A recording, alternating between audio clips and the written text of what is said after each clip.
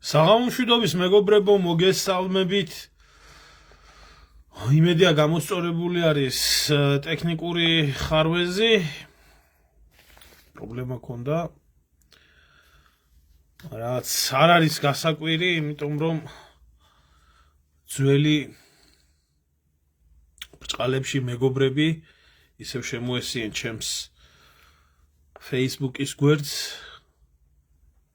კინწურაშვილის კანტორიდან და მიმდინარეობს გასაჩივრება და რეპორტება და როგორ შეიძლებოდა თურმე ეს მე როგორ დავდები ეს ფოტო სადაც კლინტონები და სხვა სატანისტები იყვნენ გამოხატული მეფშტეინის საქმეებზე თურმე ასე არ ყოფილა და რა თქმა უნდა ახლა Facebook-ი გააჩერებდა ფოტო მტკიცებულებებს გააქრეს. ამიტომ შეიძლება ცოტა ხარვეზები იყოს, რომელი ხარვეზებიც რა ვიცი, ვნახოთ აბა თუ გამოსწორებული იქნება. მოკლედ გუშინ გითხარით მეგობრებო, რომ აი იმ ვიზიტთან დაკავშირებით, რომელთან დაკავშირებითაც სრული ისტერიკა არის საქართველოში ატეხილი, რას ქვია, რატო არ გვესტუმრა JD Vance-ი საქართველოში და რას ქვია, გვერდი აგვიარა, სომხეთში ჩავიდა, აზერბაიჯანში ჩავიდა, თბილისის ფეხებზე დაიკიდა. დიდი ისტერიკა და დიდი უბედურება ატეხილი. მე არ ვიცი, მე ვერ ხვდები ამ ხალხისას რა ჩემ ფეხებად გინდათ კიდე ერთხელ ვამბობ. ადამიანები, რომლებიც თოთო ბავშვების ხორცს ჭამენ და სისხლს სვამენ, მათი ვიზიტები საქართველოში, მაგრამ უნდათ რა, ხალხს უნდა და არ შეუძლია, მე რა მოხდა თუ შეჭამა ეს ბავშვების ხორცი, ეთყობა მაშინ ასე იყო საჭირო. მოკლედ არის ეს ისტერიკა ატეხილი. ზოგმა ატეხა ეს ამბავი რომ აი დავიღუპეთ ამერიკამ მიგვატოვა ეს ხალხი მაგონებენ ვის იცით აი ქალს რო ეყოლება ფული არის საყვარელი და სხვა ქალთან რო დაინახავს და ეჭვიანობის ისტერიკა რო აქვს მოწყობილი რომ აი მე დედა მიმატოვა კაცმა და დავრჩი უფულოდ და უკაცოთ და შემოსავლების გარეშე და რამე შველება და 1000 ისტერიკას რო აწყობს აი ამას გავენ ზუსტად ეს დასირებული ხალხი ვინც ახლა ამ ისტერიკაში არის ჩავარდნილი, ახლა ამ ხალხის განათლებაზე ცოტა ზედმეტი არის საუბარი, რომ ჩვენ ვისაუბროთ იმ სოციუმზე, რომ რაღაცა დიდი კი არა, ელემენტარული განათლება ესმოდეთ, ეს ხალხი არის საცოდავი ხალხი, მოქცეული პირდაპირ ამ მთელი ამ ხნის მანძილზე ამ საინფორმაციო ნაკადის გავლენიდან, რასაც იტყვიან იმაში ტევე პირველში ფორმულაზე ან იმედზე გელაპარაკებიან იმას, ამიტომ მე ამ ხალხისთვის არ ვსაუბრობ ნორმალური ადამიანებისთვის, ვისაც გაინტერესებთ, მინდა ცოტა ამის ჩემი თვალით დანახული ხა მე რა მოსატანი ვარ ისეთ ექსპერტებთან, როგორი ექსპერტებიც ყავს საქართველოს, კაცო, რა ვიცი, რაც თავი მახსოვს 1000 პროგნოზებს რო დებენ და ერთი მაინც ამხდარიყო და ერთი მაინც ასრულებულიყო წამლად რო ადამიანს რამენაირად რაღაცა რწმენა გაკმყარებოდა ამ ადამიანების ინტელექტთან დაკავშირებით, მაგრამ არა ძმაო არ ხდება, თუმცა განუწყვეტლივი ძახია, რუსეთი იქცევა, ამერიკა ძლიერია, ასე იქნება, ისე იქნება, უკრაინა იმარჯვებს და ამიტომ ამ ადამიანებთან ახლა მართალია არა ჩემი აზრი მოსატანი და ჩემი დამოკიდებულება, მაგრამ ვისაც საინტერესებს და ვისაც უნდა ჩემი თვალით დანახული ამ სიტუაციის აღქმა, იმ ხალხისთვის გადავწყვიტე რომ ჩამეწერა ეს ვიდეო ლაივი. თუმცა სანამდე ჩავწერდი ახლა მე ამ ვიდეო ლაივის იმას დავიწყებდი, მანამდე მინდა ერთი ძალიან საინტერესო მომენტის შევეხო, ძალიან ცოტა ხნით, აი ლირიული გადახვევა რო განვახორციელოთ და რა თქმა უნდა ეს ლირიული გადახვევა მინდა ქართული ოცნების ხელისუფლებას მადლობა გადაუხადო და მადლობა ბატონ ბიძინეს პირდაპირ რომ ბატონო ბიძინე, ესე იგი ისეთი კანონ პროექტი შეიტანეს დღეს როგორც გავიგე პარლამენტში რომ 6 წელზე ნაკლები ასაკის მანქანა არ შეიძლება თურმე საქართველოში რომ იმპორტი განხორციელდეს. ბიჭო, აგერ დენის ტარიფი იმატებს, აგერ გაზის ტარიფი იმატებს, აგერ სამგეროდ კვერცხი გაიაფთა. ხალხო აი მოკლედ გეტყვით რა. ეს მასა, ამ მასას საქართველოში ამათ რო კითხო ელექტორატად რო ყავთ აქმული არანაირი მნიშვნელობა არ აქვს ამ ხალხისთვის ჩვეულებრივი აი ბატონყმობაც არ არის იცით იმიტომ რომ ბატონი იმას ცდილობს რომ ყმა და მონები და ესენი ისე არ გააშიმშილოს და არ მოკლას შიმშილში რომ მე ვიღაცამ სადმე არ იმუშაოს რაღაცა თვითონ საარსებო შეექმნას ამათ ეს განცდაც არ აქვს ამათვის პირდაპირ მიმართულება არის ქართველი არის ამოწყვეტა ქართველი არის ამოჟლეტა საქართველოში ამა თუ იმ ფორმით და პირველ რიგში ეკონომიკური იმით რა ქვია ბერკეტებით საარსებო პირდაპირ საარსებო წაართვან ну ახლა იმაზე აღარაა საუბარი ხელფასზე და ანაზღაურებაზე და რაღაცაზე ამ გაშიმშილებულ მდგომარეობაში ხალხს კიდე გაზუმატებენ დენს უმატებენ და მაინც მადლობა ბატონო ბიძინა მაინც მადლობა ბატონო ბიძინა მაინც მადლობა ბატონო ბიძინა შენი ფასი არავინ არა შენ ჭირიმე ბატონო ბიძინა და რა ვქნა ახლა არის ეს ხალხი ასე დადებილებული და დაჩლუნგებული და მაინც ივანიშვილის ფასი არავინ არ აყავს და რა უნდა ველაპარაკო ახლა მე ამას ამიტომ რასაც აკეთებენ ქართული ოცნების ხელისუფლება ბიზნეს თამადობით ეს არის ჩემოკარგებო ჩვეულებრივად ერის გენოციდი ამიტომ მათ ჩათვალეს საჭიროდ რომ მხოლოდ და მხოლოდ იმ ადამიანებს უნდა კონდეთ მანქანები რომლებსაც აქვთ 6 მინიმუმ 6 წლის მანქანის შეძენის საშუალება საზღვარგარეთ შემოყვანა გამბაჟება ქვეყანაში მხოლოდ და მხოლოდ ის კატეგორია ადამიანები უნდა ცხოვრობდნენ ვინც ამ გადასახადებს გადაიხდის და ვინც შეძლებს რომ ამ ეკონომიკურ სიდუხჭირეში იცხოვროს ვინც გაძლებს მხოლოდ მათთვისაა ეს ქვეყანა თორე აი თუ უბრალო ადამიანისთვის უბრალო ქართველისთვის ეს ქვეყანა არ არის არ არსებობს და ისინი თავისი ქმედებით ამ ყველაფერს აკეთებენ ხო ну დენი გაძვირდება გაზი გაძვირდება მანქანა 6 წელზე ნაკლები შემოყვანის უფლება ქართველს არ ექნება სამაგიეროდ კვერცხი გაიაფთება ესა მე ახლა ამას შეიძლება სხვანაირად ამ ყველაფერს შეხედო იმიტომ რომ ბიჭო 6 წელზე ნაკლები მანქანის ესე რომ ვთქვა შეზღუდვას როდესაც აწესებ ქვეყანაში ყველაფერში ყვა ევროპაში და ამერიკაში ძრებით გადახედეთ ერთი მაინტერესებს ერთი გერმანიაში რა ხდება ამ საკითხთან დაკავშირებით უმდიდრეს ჰოლანდიაში რა ხდება ამ საკითხთან დაკავშირებით საფრანგეთში გადახედეთ რა ხდება მდიდარ ქვეყნებში თუ რა გონიათ იქ მანქანებს ვინც ყიდულობენ ყველას ისა აქვს რა ქვია 2 წლიანი და 3 წლიანი ისა ექსპლუატაცია გავლილი რატო ვერ შეხვდები რომ 10 და 15 წლის მანქანას კი არის რეგულაციები გამონაბოლქვთან დაკავშირებით რაღაცა მაგრამ არავინ არ გიკრძალავს შენ იქ რომ გინდა თუ არა 6 წელზე ნაკლები მანქანა შეიყვანო საქართველოში შეიძლება არა უშავს კარგია ეს კარგია იმიტომ რომ ეს აი ამ მასამ რომელიც ამაზე ლოცულობს და რომელიც ამ წმინდანად აყავს ჯერაცხული უფრო უარესი უფრო მეტი მონობა უნდა მიიღოს და ნამდვილად ეს ხალხი იმსახურებს რომ მეტი მონა იყოს ეს კიდე ზღვაში წვეთი არის ჩემოკარგი ღმერთო დალოცი ბატონი ბიძინე და თავისი ისა ახლა კიდე ერთ რაღაცას ვიტყვი თავისთავად ამას როგორ შეიძლება გვერდი აუარო დღეს დილიდან კოცების ნიურნბერგის პროცესი ეს ტუჩებ გადადღლეზილი რო იძახოდა ნინო იაწილოსანი ნიურნბერგის პროცესიო უნდა მოვაწყოთო ემაშიო საქართველოში აი ნიურნბერგის პროცესის პირველი შედეგი გამონათდა და ნიურნბერგის პროცესის პირველი შედეგი აგერა უკვე გამოვიდა ეს კლოუნი რა ქვია იმას ქათამი გვარამია გამოსული არის და ახლა უფრო საინტერესო გახდება პოლიტიკური ცხოვრება საქართველოში ახლა უფრო ამასთან ერთად უფრო მარტივად იქნება ხალხის ტვინი არეული და დავჯდებით და უყურებთ ახლა ჩვენ ამ ნაცკოცურ დაპირისპირებებს ახლა ერთი ქათამი გამოსულია მაგრად კი არა ხოლო დიმიტრი რომ ხელისუფლებაზე რაღაც ცუდი თქვა თავისი სომხეთი და აზერბაიჯანი ამერიკელების ვიზიტის ფონზე ვაი სატეხავს ხოლმე რა თქმა უნდა ამიტომ ეს ქართული ჭაობისთვის და ჩვენ სერიოზულად მიუდგეთ იმას თუ რა ხდება რეგიონში და როგორ უნდა იქნას აღქმული ეს ყველაფერი დავიწყოთ იქედან რომ ვინ ჩამოვიდა რა მოხდა და რა გაფორმდა იყო ვიცე-პრეზიდენტი ჩამოსული, პრაქტიკულად მეორე პირი შეერთებულ შტატებში და საჭიროების შემთხვევაში რომელიც პირველი პირი უნდა გახდეს, ანუ პრეზიდენტის უახლოესი ნდობით არჩეული აღჭურვილი პიროვნება ჩამოვიდა სომხეთში, ჩავიდა აზერბაიჯანში.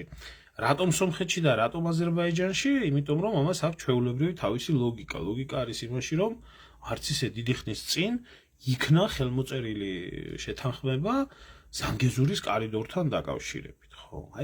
და ატეხეს ერთი ამბავი, ამერიკა მოაგვარაო ეს პრობლემა. არ მოუგვარებია ეს პრობლემა ამერიკას, ეს ყველაფერი მოაგვარა აზერბაიჯანის ხელისუფლებამ და აზერბაიჯანელმა ჯარისკაცებმა იარაღით ხელში, როდესაც დაასრულეს ყარაბახის ოპერაცია და აღადგინეს კონსტიტუციური წესრიგი ყარაბაღში, ამით მოახერხეს ის, რომ სომხეთს და აზერბაიჯანს შორის ახალი რეალობა დამდგარიყო და ახალ ეტაპზე გადასულიყო მდგომარეობა. ხო, მაგ შეთანხმებით სხვათა შორის პუტინს არსად არ წაუღია ეს ყველაფერი, ერთი იყო პუტინი გამოვიდა მაგათ შუამავალი, გარდამავალი პროცესები იყო, რაღაც შუალედური პროცესი, როდესაც რუსული სამშვიდობო ჯარი იდგა, მერე ის და იქ იყო შეთანხმებაში ერთ-ერთი რაღაცა, რომ უნდა გაიხსნას ყველა საკომუნიკაციო საშუალებები. ამიტომ მივაწერთ ისეთ რაღაცას ამ რა ქვია ტრამპს და დივენს და ამერიკელებს, რაც არ ყოფილა. ეს პრობლემა გადაწყვიტეს აზერბაიჯანელმა სამხედროებმა და აზერბაიჯანის სარდლობამ. ვინ დაეხმარა და როგორ დაეხმარა, ეს კიდე ცალკე საქმე არის. მაგას დავანებოთ თავი. პრაქტიკაში ასე იყო. ამის შემდეგ ამ ორმა ქვეყანამ მოაწერეს თავიანთ შეთანხმებას ამერიკელების შუამავლობით და დადგა დრო, რომ ამ ყველაფრის რეალიზება მოხდეს. თავისთავად ძირითადი ამოსავალი წერტილი იყო ეს. ამას დამატებული იყო ის, რომ როდესაც ასეთი ვიზიტის დროს ერთ მხარესაც და მეორე მხარესაც, როდესაც ჩადის ამხელა ქვეყნის ამხელა პირველი პირი, მარტო ამ საქმისთვის არ ჩადის და ამ მთავრობებთან მიმართებაში რა გიგმებიც აქვთ, იმას თავისთავად აღჟღერებენ. აღმოჩნდა ის, რომ სტრატეგიული პარტნიორობა, რომლითაც თურმე ჩვენ ავშენდით და ავყვავდით, რომელიც გქონდა ამერიკის შეერთებულ შტატებთან და ერთადერთი იყო თურმე და გადასარევი იყო და რა ვიცი მაპზე და ჯანდაბაზე და ნატოს წევრობაზე უკეთესი იყო, რომელიც ახლა გაუქმებული აქვს ამერიკელებს, უცებს სწრაფად გააფორმა დიქტატორ ალიევთან. რომელიც თვითონ უკვე მე რამდენითა არჩეული მაგას მნიშვნელობა არ აქვს, თანამამრობით მიღებული აქვს თანამდებობა და მეუღლე ყავს, ესა რა ქვია, მეუღლე ყავს ვიცე-პრეზიდენტად. არ ვიცი, მე ვერ ვიტყვი ეს რა დემოკრატიული ღირებულებების შეთანხმება იყო დიქტატორ ალიევთან, მაგრამ აზერბაიჯანს რო ეხება საქმე, ამ ჩვენ უკნიდან განათლებულებს იქ ლაპარაკი არ შეიძლება. იქ ალიევიც არ არის დიქტატორი, იქ არც ალიევის მამა არ იყო საბჭოთა ლიდერი, იქ დავით გარეჯიც არ არის საქართველოს და აზერბაიჯანს ეკუთვნის საერთოდ და ანუ აქ აზერბაიჯანთან მიმართებაში მსგავსი რაღაცეების თქვა არ შეიძლება. არ ვიცი ესეც აგერა ეკარის ყურში გამოიხედო ადამიანმა დაინახო თუ რა ღირებულებების ქვეყანა არის შეერთებული შტატები, როგორ აფასებს დემოკრატიას აზერბაიჯანის მაგალითზე ჩანს. ახლა სომხეთს რა შეეხება? სომხეთში თავისი კლანის მიერ დასმულ პრემიერს მალე არჩევნები აქვს კარს მომდგარი, თავისთავად ჭირდება მხარდაჭერა, ჭირდება იქ რაღაც 1000 პოლიტიკური ინსინუაციების ხელის წაკვრა და ამ ყველაფერში შედიოდა ის, რომ თურმე ამერიკელები ახლა $9 მილიარდ ჩადებენ თურმე და ახალ ბირთვულ სადგურებს ააშენებენ თურმე სომხეთში. კი, ახლა მამუკა აზერბაიჯანი არის დემოკრატიის შუქურა, თბილისიდან ბაქოში გადავიდა, მართალი ხარ. და სომხეთი ნომერ პირველი რეფორმატორი. მე არ ვიცი ახლა მე მაინტერესებდა ეგ საკითხები და შევისწავლე მოკლედ მინდა გითხრათ. იდიოტიზმია საერთოდ სისულელია იმაზე ლაპარაკი, რომ რაღაც ახალი ბირთვული რეაქტორები შეიძლება სომხეთში აშენდეს, იმიტომ რომ ჯერ ერთი სომხეთში არსებული ეს შეიძლება იქნას განხილული რუსულ ამერიკულ ბირთვულ თანამშრომლობად, იმიტომ რომ ბირთვული ობიექტები, მეწამურის ბირთვული ობიექტი, რომელიც არის განთავსებული სომხეთში, ეს უკვე დიდი ხანია როსატომის საკუთრება არის და ფორმალურად არის ის განთავსებული სომხეთის ტერიტორიაზე თუ არა. სომხეთს ამ ობიექტის არც შენახვის საშუალება აქვს, არც საჭირო სპეციალისტები ყავს. რაც შეეხება მისი სიმძლავრეები, კიდე სრულად აკმაყოფილებს არა მარტო სომხეთს, ექსპორტზეც გააქვთ და ახლა სომხეთში თუ აშენდება და ამერიკელები აშენებენ ახალ ბირთვულ სადგურს, გამოდის რომ იმისთვის ააშენებენ, რომ იქიდან დენი გაყიდონ სადღაც და ვინ იყიდის, ერთი ირანი არის მყიდველი, თურქეთი არის მყიდველი და სხვაგან სად გაყიდიან და რაც შეეხება იმას, რომ რუსული ზოგადად საბჭოთა ბირთვული რეაქტორები თავისი საწვავით და ეს კიდე ცალკე ტექნიკური საკითხია, ამერიკული და დასავლური ბირთვული რეაქტორები თავისი ბირთვული საწვავით რადიკალურად განსხვავდებიან ერთმანეთიდან და ის იმაზე არ ემთხვევა, ეს ამაზე არ ემთხვევა და 1000 უზარმაზარი პროცედურები ჭირდება მაგას იმისთვის, რომ შესაბამის ობიექტს შესაბამისი ბირთვული საწვავი მივიდეს, ეს ცალკე საკითხი არის და რაც შეეხება იმას, არ ვიცი მე დივენს სომხეთში რა ინვესტიციები ჩამოაქვს, მაგრამ ის კი ნახდათ ვიცი, რომ დერეფანში, რომელშიც ამერიკელები არაფერ ხარჯს არ გადიან და მათი იქ ყოფა არის დაფიქსირება და იმ დერეფნის კონტროლი ებარებათ, აი ამ დერეფნის მეთვალყურეობაში ღებულობენ 74% მოგება მიაქვთ ამერიკელებს და 26% რჩება სომხებს და არ ვიცი ახლა ამის ინვესტიციის გადასაფარად ალბათ რა ვიცი რაღაცები იყო საჭირო მოკლედ არ ვიცი ასე ჩვენც უნდა ავშენებულიყავით დიდი ხნის წინ აი ბუში რო ჩამოვიდა და მთელი ტრამპიც რო იყო საქართველოში და ბაიდენიც რო იყო საქართველოში და აი ჩვენ უნდა ყოფილიყავით რა ვიცი დემოკრატიის შუქურა ჩირაღდანი და ასე შემდეგ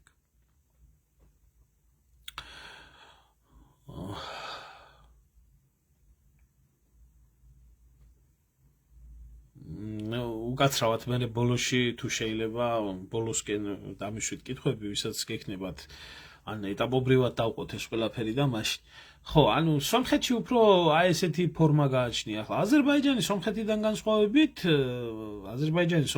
განსხვავებით კიდე შემდგარი უფრო ძლიერი სახელმწიფო არის ჩვენ როგორც სახელმწიფოებრივის დონეზე დამიჯერეთ სომხეთის ჯობია ამ სისტემას როგორიც არის მაგრამ აი აზერბაიჯანი უკვე კავკასიაში მართლა შემდგარი მსხვილი სახელმწიფო არის, რომელსაც მსოფლიო საერთაშორისო არენაზე უწევენ ანგარიშს, რომელსაც სუსხვანაირად ეპყრობიან და ამიტომ იქ სუსხვა პროცესები განვითარდა.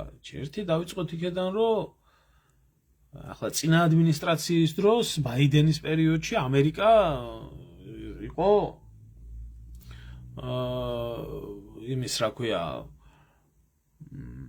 ამის ნომერ პირველი მტრად ყავდათ გამოცხადებული აზერბაიჯანში და საერთოდ რა სტრატეგიულ თანამშრომლობაზე იყო ლაპარაკი პერიოდული იმით უპირისპირდებოდნენ. ახლა თურმე შეიცვალა პოლიტიკა და ახლა თურმე აზერბაიჯანს მისი განვითარებისთვის პირველ რიგში უსაფრთხოების სფეროში და სხვა სამეცნიერო სფეროში ჭირდება ნამდვილად ის დასავლური გაერთიანება და დასავლური ინვესტიციები და დასავლური განათლება და იქ სულ სხვა რაღაცებზე იყო საუბარი, იქ იყო ხელოვნური ინტელექტის განვითარებაზე, დატა ცენტრების შექმნაზე, ასე შემდეგ და ასე შემდეგ. ახლა ისედაც აზერბაიჯანის სხვათა შორის რეგიონში აზერბაიჯანი იყო ის რა ქვია, ისეთი ქვეყანა იყო, რომ ნომერ პირველ პარტნიორად ითვლებოდა სინამდვილეში ამერიკელებისთვის კავკასიაში და ჩვენ არანაირი ნომერ პირველი პარტნიორები არ ვიყავით. ეს ალბათ გამოწვეული იყო იმით, რომ ნავთობით მდიდარი არის აზერბაიჯანი და აზერბაიჯანში ყველაზე მეტი ინვესტიციები ჰქონდათ ჩადებული ამერიკელებს და აზერბაიჯანის მერე იყო საქართველოს დანიშნულება უკვე როგორც ხიდად, როგორ გასულიყო ეს ყველაფერი, სადაც უნდა გასულიყო იქ. ამიტომ იქ აზერბაიჯანში სულ სხვა ფორმა ექნება ამ ყველაფერს თანამშრომლობის, მაგრამ ერთი ძალიან საინტერესო საკითხი იყო, რომ დივენსმა განაცხადა, რომ როგორც აზერბაიჯანელები, ასევე სომხები მიყიდიან სომხებს და აზერბაიჯანელებს მიყიდიან იმ შეიარაღებას, რომელიც შეიარაღებაც მათ მოითხოვეს სადაზვერვო დრონების და ესეთ შემდეგ რაღაცეების თავის შეერაღებული ძალებისთვის. Ну შეიძლება ითქვას, რომ ჩამოვიდა ადამიანი, რომელსაც აქვს სულთა ბიზნეს იდეები, გაყიდოს მისი იარაღი, თავისი წარმომადგენლობა იქ დააყენოს და პრაქტიკულად სომხურ მიწაზე აზერბაიჯანულ-ჩინურ ტრანზიტში გაატაროს და თვითონ ფული ჩაიდოს ჯიბეში და არაფერში ფული იშოვოს და განამტკიცოს ეს ყველაფერი, ჩავიდა ამისთვის რა. არჩენი ახლა იქ არაფერი ისეთი რაღაცა არ ხდება, რომელი რაღაცაც რომ აი ვთქვათ და გეოპოლიტიკურ ლანდშაფტს ცვლიდეს. არავინ ამერიკული სამხედრო ბაზის აშენებას იქ არ აპირებს და ამერიკული ჯარები იქ არ თავსდებიან და ასე შემდეგ და ასე შემდეგ. მიუხედავად იმისა, რომ უსაფრთხოების სფეროში თანამშრომლობა არის გაწერილი ამ სტრატეგიულ ქარტიაში, ეს არ ნიშნავს იმას, ინფორმით, როგორი ფორმითაც ჩვენთან არის, მაგალითად, რომ ამერიკელმა ჯარისკაცმა საქართველოში კაცი რომ მოკლა, კაცშვილი არ აგებიოს პასუხს. არ ჭირდება აზერბაიჯანს ასე არ აქვს ასე დამცირებული თავი მსოფლიოში, რომ მსგავსი რაღაცებს მოაწეროს, ხე. ახლა რა შეეხება იმას, რომ ატყდა ეს ისტერიკა და წივილ-კივილი ტრანზიტთან დაკავშირებით. ბიჭო, ადრეს ვამბობდი, კიდე ერთხელ ვამბობ. ამერიკელების ერთ-ერთი მთავარი ინტერესი ამ ყველაფერთან დაკავშირების არის რა? როგორც დიდი მსოფლიო პოლიტიკა და დიდი მსოფლიო პოლიტიკური თამაში, ასევე თავისი წარმომადგენლების ყოლა რეგიონში, რომელიც თვალყურს ადევნებს და თვალყურს უთვალთვალებს რეგიონს თუ რა ხდება და როგორ ოფიციალურად. დღეს 21 საუკუნეში სავაჭრო დერეფნების კონტროლი და კორიდორების კონტროლი ადრეც რა თქმა უნდა იყო, მაგრამ დღეს განსაკუთრებით სასიცოცხლო მნიშვნელობის არის. და აქ საქართველოში რო ატყდა ერთი ამბავი იმასთან დაკავშირებით, რომ აი სანგეზურის კორიდორი გაიხსნება და ჩვენ არაფერი და ასე. მე ახლა ერთი ელემენტარული კითხვა მინდა დაუსვა ამ ხალხს. თქვენ რა გეკუთვნით? მოდი ჯერ აქედან დავიწყოთ, რომ ჩვენ საქართველოს და ქართველებს რა გვეკუთვნის და რა სიკეთე გვაქვს ნებისმიერი კორიდორიდან და იმიდან ხალხზე მაქვს ლაპარაკი. ეს არის დიდი ტრანსნაციონალური კომპანიების საკუთრებაში, რომლებიც მილიარდებს ვერ ითვლიან, თორე საქართველო და ქართველიერი ამისგან ვერ ღებულობს იმ სარგებელს, რასაც იმსახურებს. გინდა ფოთის სპორტი იყოს, გინდა ბათუმის სპორტი იყოს, გინდა რკინიგზა, რკინიგზა ჯერჯერობით სახელმწიფოს ხელში არის, მაგრამ იქაც საკითხავი არის ყარსის რკინიგზა და ეს აზერბაიჯანელების ხელში არის და ასე შემდეგ და ასე შემდეგ. მაგრამ თქვათ აი ფორმალურად როგორც სახელმწიფო. ბიჭო, თქვენ რა გეგონათ აბა მთელი თქვენი არსებობის მანძილზე იქნებოდა საქართველოს უალტერნატივო და ოდესმე რაღაცა ალტერნატიული კორიდორი არ გაიხსნებოდა?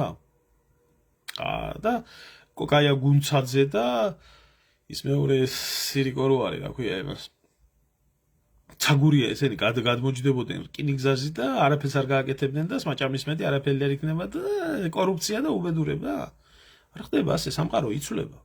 საქართველოში რო არ იცვლება არაფერი, არც დეოკუპაციის მიმართებით და არც სხვა მხრივ სასიკეთოდ, აეროპორტი კი თურქების საკუთრებაა და ძალიან კაბალური პირობებით. თქვენ გონიათ სხვაგან არ ხდება რამე, რა თქმა უნდა იცვლება.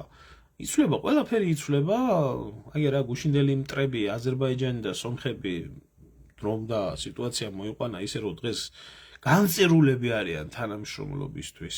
იმიტომ მეზობელია. და მეზობლებს შორის გინდა არ გინდა თანამშრომლობა უნდა იყოს. და პრაგმატული ნაბიჯებით მიდიან, რომ ორივე მხარემ რაღაცა ვიგოდები მიიღოს თავის და სასიკეთოდ ამ გინდა შერიგება დაარქვით, გინდა რაც გინდათ ის დაარქვით. ტრამპის დერეფანი ეს ჯერჯერობით კიდე არაფერი არ არის. ძალიან მალე მოხდება და ამუშავდება ის სარკინიგზო ხაზები, რომელიც სარკინიგზო ხაზები ჯერ კიდევ მეფის რუსეთის დროს სომხეთის დღევანდელ ტერიტორიაზე არის დარჩენილი და ჯერ მაშინ კიდე რუსეთის იმპერიის ნაწილი იყო ქალაქი ყარსი, ყარსში ჩადიოდა. დღეს ქალაქი ყარსი ხდება ლოგისტიკური ცენტრი. ნუ აქედან ზანგეზურის დერეფნიდან შევა, აგერ ბაქო თბილისი ყარსის რკინიგზა შევა, აღდგება სომხეთ ყარსის სარკინიგზო მიმართულებები და გახდება ყარსი ლოგისტიკური ცენტრი. და ეს თვითონ სომხებისთვისაც სასიცოცხლოდ აუცილებელი არის, რომ არ იყოს დამოკიდებული საქართველოსთან მარტო რაღაცის იმპორტზე, თავისთავად გაიხსნება ის გზაც. ნუ რა თქმა უნდა, მას დრო დაჭირდება. ზანგეზურის დერეფანი იქნება აშენებული, იქნება და ეს რკინიგზაც, სხვათა შორის, აქაც საკითხავი არის, რომ რკინიგზა მთლიანად რუსების ხელში არის სომხეთში. და ბევრი რაღაცა არის დამოკიდებული, იმიტომ რომ ეს რუსეთის სახელმწიფო რკინიგზის საკუთრება არის, როგორც ატომური სადგური, ისე რკინიგზა. და ნუ რაღაც ფორმით მოთხოვენ ალბათ იმასაც, რომ მოხდეს ამ რკინიგზის აღდგენა, მაგრამ ეს აუცილებლად მოხდება, დრო ჭირდება ამას.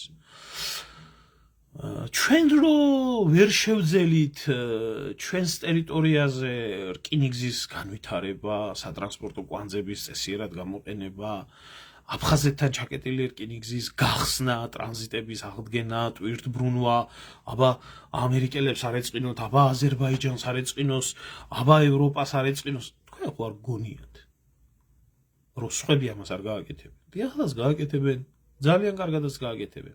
სხვათა შორის აფხაზეთის რკინიგზა ჩვენთვის არა მარტო ტვირთბრუნვის და ეკონომიკის და ფუნქციური შესაძლებლობების საშუალება არის აფხაზებთან.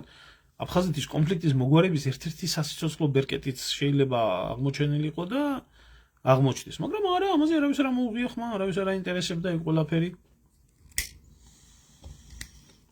ეს უთხრეს დასავლეთში თქვენ სხვათა შორის ინგლისის მთავარი ერთ-ერთი ინტერესი აფხაზეთის ომში იყო ზუსტად მაგ, რომ აფხაზეთის ომი ინგლისის ინტერესებში იმიტომ შედიოდა რკინიგზა, რომელიც საქართველოს გავლით ირანისკენ მიდიოდა, ეს უნდა ჩაკეტილიყო და მერე 10 წლეულების მანძილზე ინგლისელები ყველანაირად ცდილობდნენ იმას, რომ ეს რკინიგზა არ აღდგენილიყო და არაფერი, ანუ თბილისში ყავდათ ახლა თავისი მონები და ყველანაირად ხელს უწყობდნენ ამ პროცესს. სხვაგან ესე არ ხდება. ამიტომ რა თქმა უნდა, დროთა განმავლობაში თავისთავად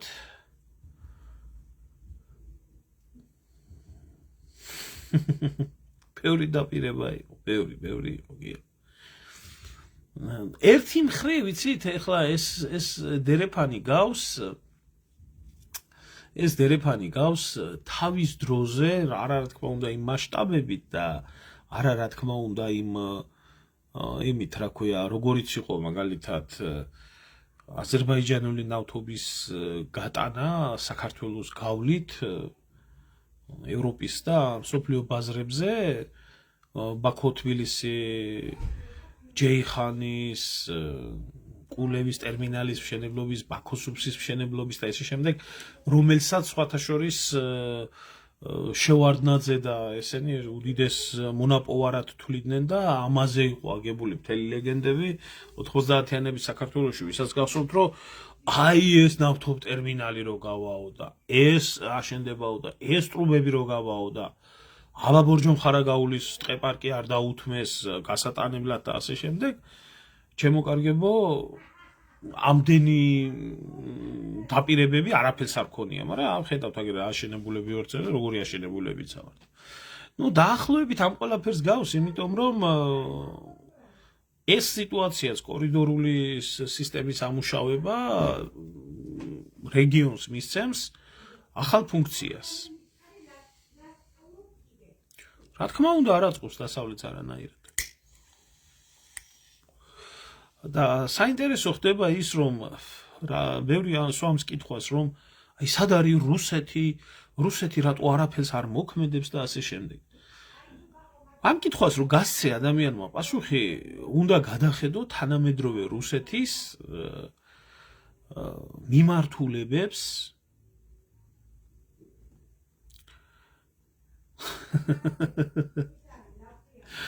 ნუ ლანძღეთ ჟირინოვსკი, მაგრამ აი თუ ყველაფერს ზუსტად არ ამბობდა, იმიტომ რომ იცოდა, განათლებული იყო, აღმოსავლეთმცოდნე იყო და რეგიონიც კარგად იცოდა და დასავლეთიც კარგად იცოდა და ამბობდა. რატო არ მოქმედებს რუსეთი და ხელს რატო არ უშლის ამ ყველაფერს და აი და წაართვეს ასე შემდეგ. ბოდოა სისულელია მაგაზე ლაპარაკი, რომ რუსები ახლა რაღაცას თმობენ და გეტყვით რატო. უკვე არსებული, უკვე ტრადიციული მარშრუტები, რომელი ტრადიციული მარშრუტებით შემოკარგებო არსებობდა მსოფლიოში და რომლითაც რუსეთი სარგებლობდა, იგივე ევროპის მიმართულების რკინიგზები და ასე შემდეგ და ასე შემდეგ. ეს ყველაფერი როგორც აჩვენა უკრაინის ომმა და კრიზისმა და კონფლიქტმა აღმოჩნდა, რომ რუსეთისთვის აღმოჩნდა გამოუყენებელი. ამიტომ მე რასაც გეუბნებოდით ადრე, რუსეთმა დაიწყო აღმოსავლეთით და სამხრეთით ყურება. თავისი ეკონომიკური და ენერგეტიკული რესურსების გადამისამართება, ახალი სავაჭრო დერეფნების გაჭრა. რომელი ახალ სავაჭრო დერეფნებში შედის ჩრდილოეთის სამხრეთის მიმართულება. ამ ხრივ ყველაზე მეტი საკვანძო ქვეყანა საქართველოს ჩვენ თვითონ ამოვიგდეთ ჩვენი თავი ამ ყველაფრიდან. ჩვენ ძალიან ფეხებზე დავიკიდეთ ჩვენი პოტენციალი და ჩვენი ყველაფერი, იმიტომ რომ რუსოფობია ჩაჯდა პატრიოტიზმის დონეზე და დღეს თუ რუსეთის არ აგინებ, დღეში 100 სჭირდა თუ რუსეთთან დიალოგის წინააღმდეგი არ ახარ და ესეთი რაღაცები, მაშინ საერთოდ პატრიოტი არ ახარ.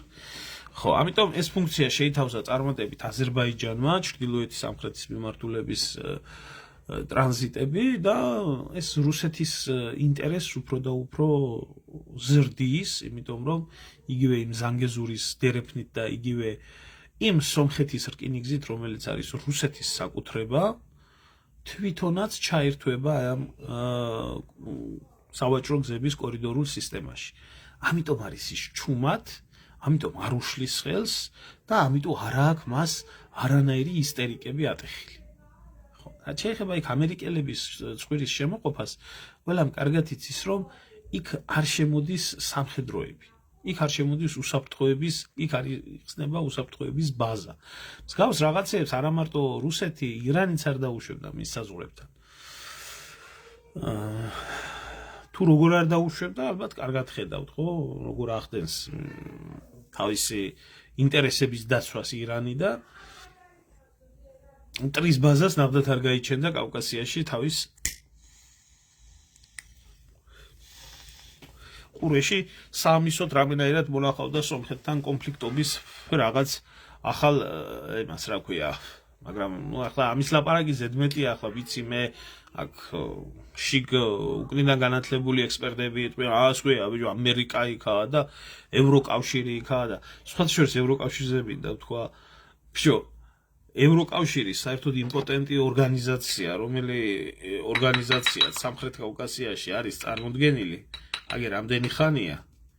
2008 წლიდან ოფიციალურად მონიტორინგის სისტემა მუშაობს და მონიტორინგის სისტემამ ჯერ საქართველოში რა შედეგი გამოიღო და მერე და ყარაბაღში და სომხეთის და აზერბაიჯანის საზღვარზე შემოიყვანეს თავისი მზვერავები და ნული შედეგი მოუტანა. ევროკავშირმა ამ რეგიონში საერთოდ ევროკავშირის პარაზიტული წარმონაქმნი თვითონ თავის თავში ვერ პოულობს რეალიზებას და ახლა კავკასიაში რა უნდა მოეხდინა და მათმა წარმომადგენლება საერთოდ კავკასიაში ემასკნეს, რა ქვია, საბოლოოდ ჩაისვარეს, მათ ვერაფერი ვერ შეძლეს, ვერც დერეფნებისში, საერთოდ რა სჭირდებოდათ ამერიკელების გვერდში დგომა, როდესაც ევროპელების მონიტორების სისტემა და შეეძლო ევროკავშირს აეღო, თქვათ, ამ დერეფნის კონტროლი, მაგრამ არა, იმპოტენტი ორგანიზაციაა და ვერ შეძლო ვერაფერი. და ამიტომ დარჩენ უბრალოდ რაღაცა იქაც ჩაბანძდნენ. აი, სომხეთშიც ჩაბანძდნენ, უბრალოდ აღმოჩნდნენ იქ რაღაცა მართლა მონიტორების მისია შეითავსეს და ვერაფერი ვერ გააკეთეს. ამიტომ ამერიკელებმა როგორც უფროსმა ძმებმა ჯერ დივენსი რო ჩავიდა მიუნხენის კონფერენციაზე, თვითონ აქ ჩაარტყა თავში ხელი ევროპელებს, თქვენ საერთოდ ვინ ახართო და რაც წარმოადგენდა, რაც დაემგვანეთო და ახლა იქ თავის ინტერესებში არ გააბლატავებდა, რა თქმა უნდა. ახლა რაც შეეხება ამ ყველაფრიდან ახლა პოზიტივი რა შეიძლება დაინახო ადამიანმა, რომელიც ჩვენ ქვეყანას და ზოგადად რეგიონს შეეხება და აუცილებლად ვიტყვი საქართველოსთან მიმართებაშიც ამ ყველაფერს. რა შეიძლება ხო აი ჩვენთვის რა იცვლება? სხვათა შორის ერთი ძალიან საინტერესო მოვლენა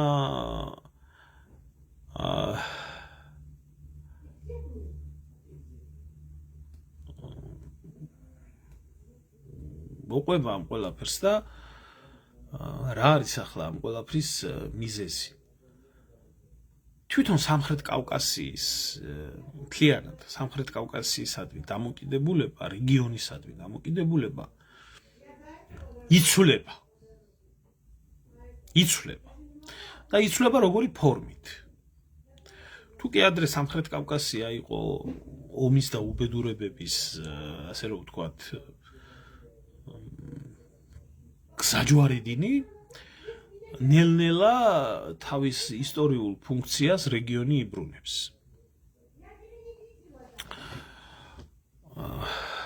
მოიცათ რა, მე დამისვიდე კითხვები. ირანი არავის ხელში არაა და არავის გასაშვები და არავის შემოსაშვები არაა. ირანი არის ცალკე მოთამაშე ქვეყანა და მიუხედავად იმისა, რომ შეიძლება მსოფლიოს დომინიონი არ არის რეგიონში ირანზე ძლიერი ქვეყანა მე არ მეგულება არც ერთი რომელიმე იყოს თავისი პოტენციალიდან გამომდინარე და თავისი რესურსებიდან და თავისი იმიდან, ასე რომ ტყილა არის ვიღაცას როგონია რომ ირანი ან ჩინელების მართულია, ან რუსების მართულია, ან ასე შემდეგ. ირანი არის ცალკე გეოპოლიტიკური მოთამაშე და ესეთი შეხედვა რომ ირანს ვიღაცა იმაშვება, ათამაშებს ესე არ არის ეს. ირანს თავისი ინტერესები ათამაშებს. ნუ ამაში მე ვხედავ დადებიც და პლუს. გამომდინარე იქედან რომ დღეს დღევანდელი ამიერკავკასიის რეგიონი არ არის 1991-12 წლის მაშინდელი გეოპოლიტიკური რეალობიდან გამომდინარე რეგიონი, ნუ რო გავიხსენოთ 91-92 წლებში რა ხდებოდა კავკასიაში, აქეთ აფხაზეთში ომი, სამაჩაბლოში არეულობა, თბილისში არეულობა, მთელი საქართველოს ტერიტორიაზე უბედურება, ძარცვა, ყაჩაღობა, სამოქალაქო ომი, ყარაბახის კონფლიქტი, დანგრევა, გასწორება მიწასთან, ყველაფრის ნახევარი აზერბაიჯანი სომხეთმა დაიპყრო, სომხეთი ჩაკეტილი ქვეყანა, ჩრდილოეთ კავკასია, ცალკე უბედურება იქ, ჩეჩნეთი, ინგუშეთის, ანუ ეს იყო ის ერთი 30 წლის წინ ეს რეგიონი იყო ომის, გაყინული კონფლიქტების და პოსტკონფლიქტური სიტუაციების რეგიონი, რომელსაც არანაირი მომავალი სასიკეთოს არ ქონდა. თუ ეს ყველაფერი არ დალაგდებოდა. სამწუხაროდ და საუბედუროდ უნდა ითქვას, საქართველოს გარდა ყველა ქვეყანამ მეტნაკლებად ეს პრობლემები მოაგვარა. აზერბაიჯანმა თავის ტერიტორიული მთლიანობა მოაგვარა. ამას პლუს სომხეთი რაცა აღიარებული სოფლიოსგან თავის სახელმწიფო საზღვრებში ისე დარჩა და ჩაკეტილი ქვეყნის სტატუსიდან ერთ-ერთი ხავი უნდა გახდეს. ჩეჩნეთის პრობლემა რუსეთმა კარგა ხნის წინ მოაგვარა. ჩვენი პრობლემები არათუ მოვაგვარეთ, ჩვენ თაობაში თუ გადაწყდება, მაგრამ მაინც ეს კონფლიქტები გაიყინა და გაყინული კონფლიქტების სახით არის და ცხელი კერა არ არის. კავკასია როგორც ასეთი თუნდაც ის 6-7 წლის წინ რო იყო, ისეთი უკვე აღარ არის. ანუ მეტნაკლებად სტაბილიზირებული მდგომარეობა არის და პროგნოზირებადი რეგიონი გახდა. პროგნოზირებადი რეგიონი როდესაც გახდა და ამაზე თანხმდებიან დიდი ქვეყნები, რომ კავკასიაში მშვიდობა უნდა იყოს ჯობია ვიდრე ომი და დაპირისპირება, ეს იძლევა თავის შედეგს. და გამომდინარე აქედან რეგიონში ომი და არეულობა და უბედურება ნაკლებად არის მოსალოდნელი, რაც თავისთავად დერეფნების განვითარებას გამოიწვევს და ჩვენ ქვეყანას მართალია აქამდე არ აქვს გამოყენებული რესურსები, მაგრამ სამომავლოდ აქვს ძალიან დიდი პოტენციალი. და რეგიონის სამშვიდობო მდგომარეობაში ძალიან დიდი მნიშვნელობა აქვს ამას. იყო დრო, როდესაც მთელი მსოფლიო მთელი მსოფლიო იყო მშვიდობით დაკავებული და კავკასია იყო ხოცვა-ჟლეტით დაკავებული. ეს ახლა როგორც ჩანს, პირიქით მთელი მსოფლიოში მეტნაკლებად ყველგანა არეულობა და უბედურება, მაგრამ კავკასიაში სტაბილური მდგომარეობა არის. იგივე შევხედოთ უკრაინაში რა ხდება, უკრაინიდან გამომდინარე მთელ ევროპაში რა ხდება, სირიაში ისევე ომია, ასე შემდეგ და ასე შემდეგ. საერთოდ არ უნდა გაიხედო. ანუ მე ამას პლუსად მივიჩნევ, რომ რეგიონის არევის საშუალება არ იქნება არავის. მათ შორის არც რუსეთს, ის რაც მისი ხედვები იყო, იმიტომ რომ იმდენად მძლავრი ეკონომიკური ინტერესები ჩნდება კავკასიაში, სავაჭრო, სატრანსპორტო და ეკონომიკური მიმართულებები რუსებისთვის კავკასია ომის და არეულობის თეატრი არ უნდა იყოს. აქედან გამომდინარე თავისთავად პროგნოზირებადი არის მშვიდობა და პროგნოზირებადი არის ეკონომიკური განვითარება. ამაში დაინტერესებული არის ჩინეთი, ამაში დაინტერესებული არის რუსეთი, დაინტერესებული არის თურქეთი, დაინტერესებული არის ირანი, აზერბაიჯანი, სომხეთი, რა თქმა უნდა, ეს ქვეყნები დაინტერესებულები არიან. ვინც არაა დაინტერესებული ამ ყველაფერში, ესაა ბრიტანეთი. ბრიტანეთი ეს არის ძველი ძაღლისთავი ჩამარხული, რომელსაც არასდროს არ აწყობდა კავკასიაში მშვიდობა. პირიქით. ალბათ ამერიკელები ამ ყველაფერს უფრო მეტი დროულად ხედავენ და რეგიონში თავის წარმომადგენლებს ამა თუ იმ ფორმით წვამენ. ეხლა რაც შეეხება საქართველოს საკითხს. საქართველოს საკითხი რატო იქნა ამოვარდნილი კონტექსტიდან? საერთოდ ფაქტია ის, რომ საქართველოს როგორც ქვეყნის მომავალი ჯერ გარკვეული არ არის. არ არის გარკვეული. რა ელოდება ამ ქვეყანას, რა ელოდება ამ რეგიონს, როგორი ფორმით პოვებს ის განვითარებას, როგორი მმართველობა იქნება, ჯერჯერობით ფაქტია, რომ ამაზე ვერ თანხმდებიან მსოფლიოს წამყვანი მოთამაშეები. ყველა ხედავს იმას, რომ საქართველოს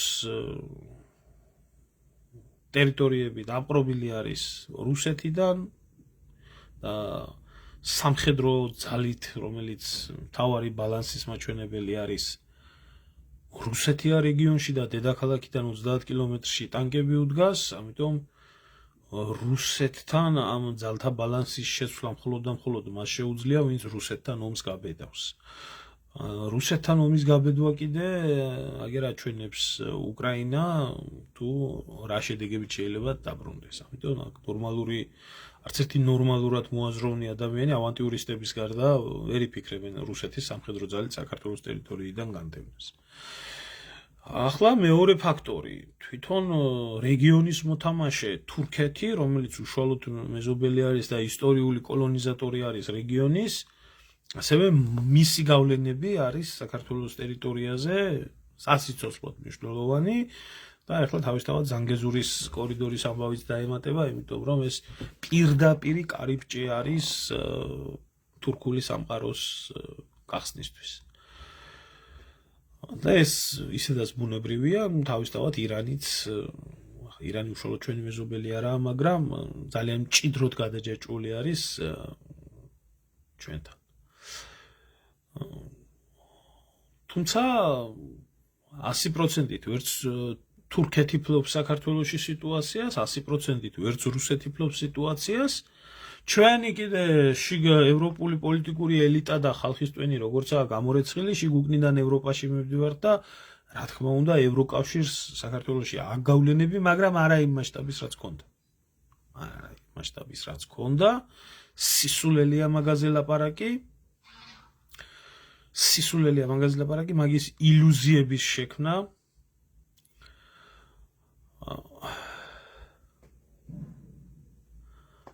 არ ხდება ჩემოძმაում ასეთი გაცვლა-გამოცვლები. საქართველოში ამერიკელები თავს იმაზე მეტად ვაყენებიებდით ამერიკელებს თავს, ვიდრე შეიძლება ეს ყოფილიყო. და ამიტომ საქართველოში, აზერბაიჯანში და სომხეთში გაცვალაო, ისო საქართველო ჯერ ვინ აძლევს აზერბაიჯანს და სომხეთს, ამერიკელებს მოდი აქედან დავიწყოთ. აქედან დავიწყოთ, ვინ აძლევს. მithumetes სომხეთს, რომელიც რუსული ბაზებითაა გაძეძგილი. ხო. ამიტომ არის ამერიკული ძლიერი გავლენა და ფაქტია, რომ ეს გავლენები, რომლებიც უშუალოდ ჩაიგდებენ რომელიმე ძალა, დღესდღეობით არ არის საქართველოში არც თურქული ძალა, არც რუსული ძალა, არც ევროპული ძალა, არც ამერიკული ძალა, რომელიც იტყვის, რომ ჩვენ ამ ქვეყნის მომავლის პროგნოზირება შეგვიძლია. არ არის. და საქართველოს არ არის სომხეთი, რომელიც იზოლირებულია, მოქცეულია თურქულ სამყაროს შორის, რომელსაც ყელში აქვს წაჭერილი და იძულებულია ესეთი პოლიტიკა გაატაროს. საქართველოს საზღვაო ქვეყანა არის, უფრო სხვა სივრცეები აქვს გახსნილი ასე შემდეგ. ფაქტია, რომ საქართველოში ჯერჯერობით არაა ჩამოყალიბებული სიტუაცია, რომ ამ ქვეყანამ როგორი მიმართულებით უნდა გააგრძელოს სვლა. მაგრამ ერთ რაღაცაზე ყველა თან ხდება აგრესიული შიგევროპელების გარდა, რომ საქართველოში ომი არ ჭირდებათ. იმიტომ რომ თუ ომი იქნება, ეს რუსეთის 20%-იან დომინირებას საქართველოში გახდის 100%-იანს. ამაში იჭვი არავის შეეპაროს. რა ვიცი, ახლა მინიმუმ უკრაინის ფაქტორი მაინც უნდა გაითვალისწინო. ამიტომ საქართველოში ჯერჯერობით საქართველოს ვექტორი არის ჩამოუყალიბებელი. ახლა რა შეიძლება ამაზე ითქვას? ეს ცუდიცაა, მაგრამ კარგიცაა. იმიტომ რომ ამდენი ინტერესების ჭიდილში შეიძლება ქვეყანამ თავისი ინტერესი გაატაროს და ყველა ამ დიდ ქვეყანას უთხრას, რომ კარგია, მესმის თქვენი ეს ინტერესი, თქვენი ეს ინტერესი, თქვენი ეს ინტერესი, თქვენი ეს ინტერესი, მაგრამ ჩემი არის ეს ინტერესი.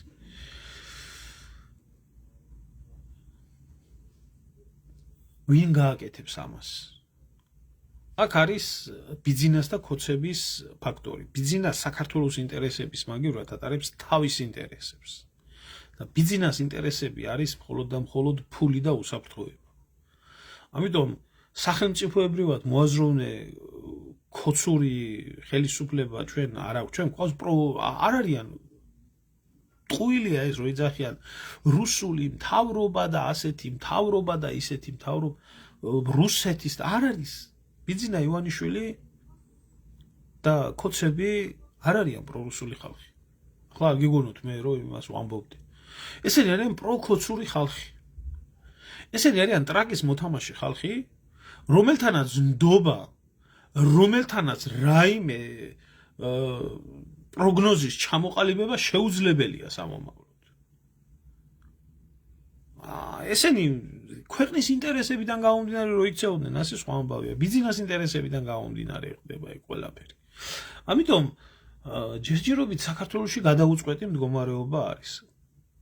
თუ ჩვენ გვეყოლება ნორმალური ხელისუფლება, რომლისთვისაც ქვეყნის ინტერესი იქნება უმთავრესი, ასეთ შემთხვევაში არსებობს ძალიან დიდი შანსი იმისი, რომ მოხდეს დეოკუპაციის საკითხიც, მოხდეს რკინიგზის აღდგენის საკითხიც, მოხდეს უფრო მეტი რეგიონალურ პროექტებში ჩართვა, მოხდეს ქვეყნის ეკონომიკური განვითარება და ყველა ქვეყანას, რომელსაც აქვს საქართველოში ინტერესი, დაწყებული ჩინეთიდან დამთავრებული შეერთებული შტატებით, ყველას ინტერესი გამოიყენოს შენი ქვეყნის სასიკეთოდ. მაგრამ მე არ ვიცი, ვის შეუძლია ეს ყველაფერი. გარდა იმისა, რომ შეიძლება ამის გონება და ინტელექტი არსებობდეს, მაგრამ არ იძლეოდეს ამ ადამიანს საშუალება ქვეყნის პროცესების მართვის, თვითონ საზოგადოება არის დახლეჩილი და გამოშტერებული. ერთ მაგალითს გეტყვით რა. ერთ ძალიან ისეთ საცოდაო მაგალითს გეტყვით.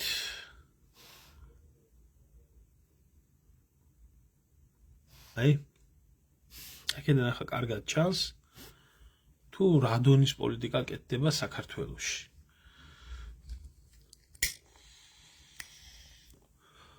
აი ეს დღეები არის იყო ირანის ისლამური რევოლუციის, რა ვიცი, რომელიღაცა წლის თავი რა, არ ვიცი ხა ზუსტად. და თბილისის ანძა განათებულა ირანის ფერებში. დაწყებული არის ისტერიკა. ისტერიკაა დაწყებული, აი როგორ ეს ოცნების რუსული რეჟიმი ამას აი ბაქოში თურმე რა ხდება და აი თურმე აქ რა ხდება. ბიჭო, ჯერ ელემენტარულს გეტყვით, რომ ეს კიდე ცალკე მიუთითებს, რატო არის განსხვავება აზერბაიჯანს და საქართველოს შორის და რატო არის აზერბაიჯანის სახელმწიფო და ჩვენ რატო ვართ, რა ვიცი, რაღაცა ღმერთმაიცის რა გიბრიდული წარმონაქმნი. პირველი დავიწყოთ იქედან, რომ უპირველეს ყოვლისა, როგორც კი დივენსი გააცილა აზერბაიჯანის პრეზიდენტმა, როგორც კი გააცილა, ტრაპზე გააცილა, მოbrunდა და ერთი ხელით ხო შენჭირიმე შენგენაცვალე ამერიკის სტრატეგიულ პარტნიორობას მოაწერა ხელიდან. ამერიკამ უთხრა ისრაელთან და თურქეთთან ერთად ჩვენი ძმა ხარო აქო რეგიონშიო და საუკეთესო პარტნიორიო. მეორე ხელით შესული იყო კაბინეტში და დააწერა უზარმაზარი მილოცვის წერილი ფეზიშკიანის სახელზე, ირანის პრეზიდენტის სახელზე და ისლამური რევოლუციის იუბილე მიულოცა ირანს. და პარტნიორობა, მეგობრობა, თანამშრომლობა და ყველაფერი შესთავაზა, რომ ჩვენ გავაგრძელებთ დიალოგს ირანთან ერთად და ულოცავთ იმ რეჟიმს, რომელი რეჟიმის დაუძინებელი მტერი 10 წუთის უკან სახლში ყავდა სტუმრად. სადმე გინახიათ ვინმეს ამოიღო აზერბაიჯანში ხმა? ვინმეს გაეკრიტიკებია მისი საქციელი? ეტო. იმიტომ რომ პოლიტიკოსია ამათგან განსხვავებით. და იმაზე მეტ მნიშვნელობას არ ანიჭებს ის იმ შეთანხმებას, რა შეთანხმებასაც ხელი მოაწერა. სტრატეგიული პარტნიორობა, რომელშიც მოქცეული არის ის თუ რა მიმართულებით უნდა ითანამშრომლოს აზერბაიჯანმა და ირანმა. გააკეთა ესეთი რაღაც. თავისუფალი პოლიტიკა ითამაშა, იმიტომ რომ იცის ირანი არის მისი მეზობელი, ისტორიული მეზობელი, ძლიერი იმპერია, უამრავი რამე აკავშირებთ ერთმანეთთან და დივენსთან მოწერილი სტრატეგიული ქარტიის გამო აზერბაიჯანი არ აღმოჩნდება ემაზე, რა ქვია, კარიბის ზღვის რეგიონში. ან იმაში კანადის არქიპელაგში. და არ აღმოჩნდება შიგ ევროპაში. დივენსი წავა, ირანი მეზობლად დარჩება. და იმ მეზობელთან საურთიერთო აქვს. საქართველოში ეს ახლა ვინც ამას აკეთებს, ეს ამერიკელების ორკაპიკიანი დასავლეთის ორკაპიკიანი კახბები არიან. ეს დასავლური გავლენა იბრძვის, რომელიც აჯერებს ხალხს, რომ აი ჩვენ ცუდი მთავრობა იმიტომ ყავს, რომ პროირანული არის და პრორუსული არის და აი აქ თბილისში არის ისტერიკა ატეხილი. რა მოხდა მერე? რა მოხდა მერე? ირანის ხელისუფლება რა გაეროში არ არის აღიარებული, გაეროს ქვეყნები არ თანამშრომლობენ მასთან, ტერორისტული სახელმწიფოა თუ რა არის? არის ქვეყანას ყავს ისეთი რეჟიმი, რომელსაც აქვს დაძაბული ურთიერთობა დასავლეთთან, მაგრამ სახელმწიფო არის, ქვეყანა არის, ყველანაირ საერთაშორისო სტანდარტებს აიმასქნებს, რა ქვია?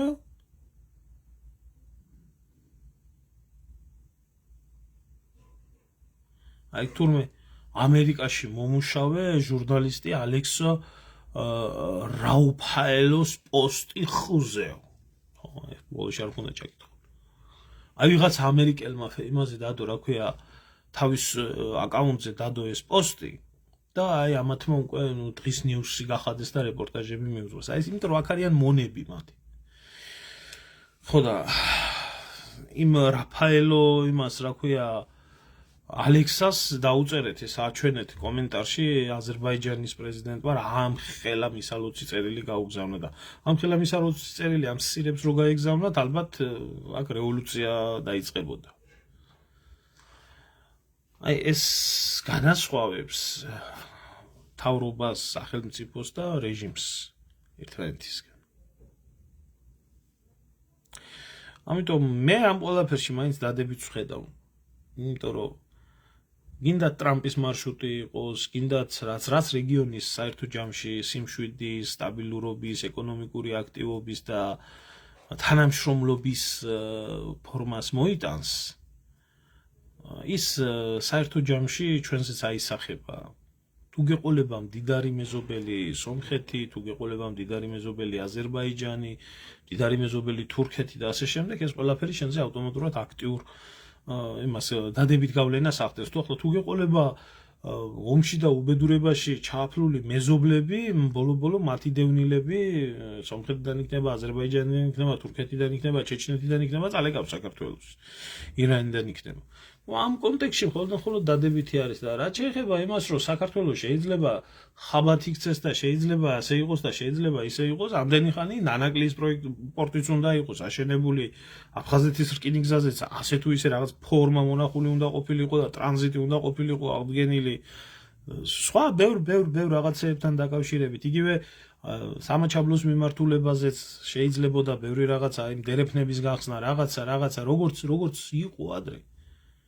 და ნელ-ნელა ამ ყველაფრიდან შეიძლება მშვიდობისკენ ასულიყო ეგ ყველაფერი, თორე თუ დღესდღეობით კიდე არსებობს ესეთი დებილი და ავადმყოფი ადამიანი დარჩენილი, რომელიც ფიქრობს ისე, როგორც ფიქრობენ უკნიდან განათლებული შიგევროპელები, რომ რუსეთმა გაიყვანოს ჯარები, წაიღოს აღიარება, დაბრუნოს ტოლვილები, დაგვიბრუნოს აფხაზეთი და სამაჩაბლო და მერე დაველაპარაკები. ესეთი ლაპარაკი შეუძლია მხოლოდ ისეთ გამოყლებულ ხალხს, უკაცრავად მანდილოსნებს ამ ტერმინისთვის, რომლებსაც დღეს საქართველოში პროგრესულად მოაზროვნე პროდასწავლელი ქართველები ქვია და რომლებიც სამწუხაროდ ძალიან ბევრი არიან. ახალგაზრდობას საერთოდ არ მაქვს საუბარი, ახალგაზრდობა გადაიმასქნილია. აი ეს იყო ძირითადად ამ მოვლენის ამბავი. მე არ ვთვლი, რომ რეგიონში რაღაცა დიდი ცვლილება ხდება, დადებითი ცვლილებები დაწყებული არის და ამას ემსახურებოდა ვენსის ვიზიტი.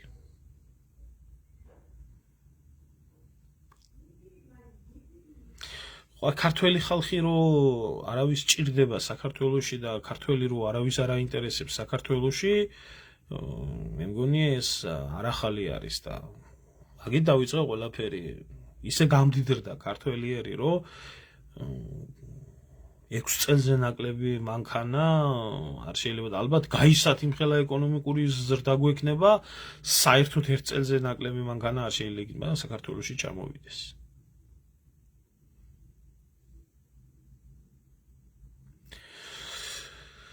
რატო შენ შემოგევლე ზაურ გადახედე, ახლა ამერიკას ძირითადად ყავს ორი სახმელეთო მეზობელი ყავს.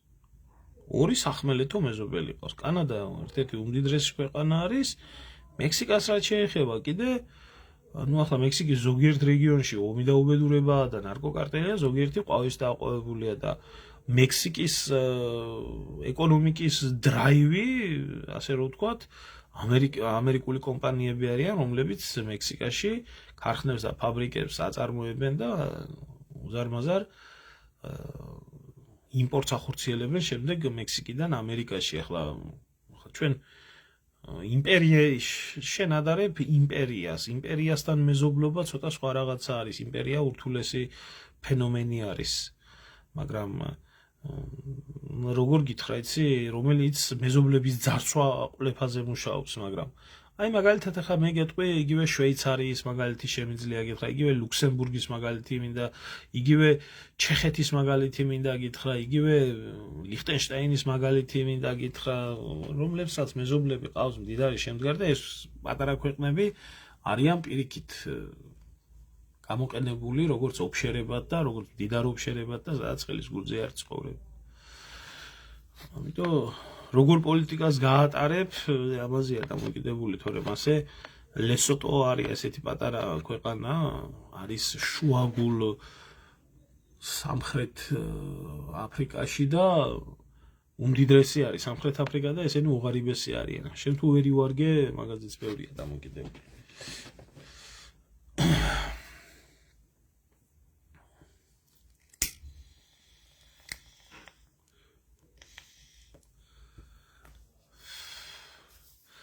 ну ასე არა, ეხლა ხალხის ბრალია ეგ ყველაფერი რა. მადლობელი ვიყოთ ბატონი ბიზნესი, ომი არა, შეგვედგაზსაც, დენსაც, მანქანების გაძვირებასაც, ყველაფერსაც და კვერცხი ხო გააიაფა კაცო 5%-ით. დანებით დანარჩენს თავი. ეს როგორი სიმბოლურია, კვერცხები კვერცხს მიადგენ პირდაპირ. კარგით, დაგემშვიდობებით, ახლა აი ამის თქვა მინდოდა. შაბათს როგორც გითხარით, მექნება YouTube-ზე ტრანსლაცია არჩიბალდ მიკეშთან დაკავშირებით და ეკონომიკურ საკითხებზე. აი იქ ვისაუბრებთ დეტალურად. დიდი მადლობა.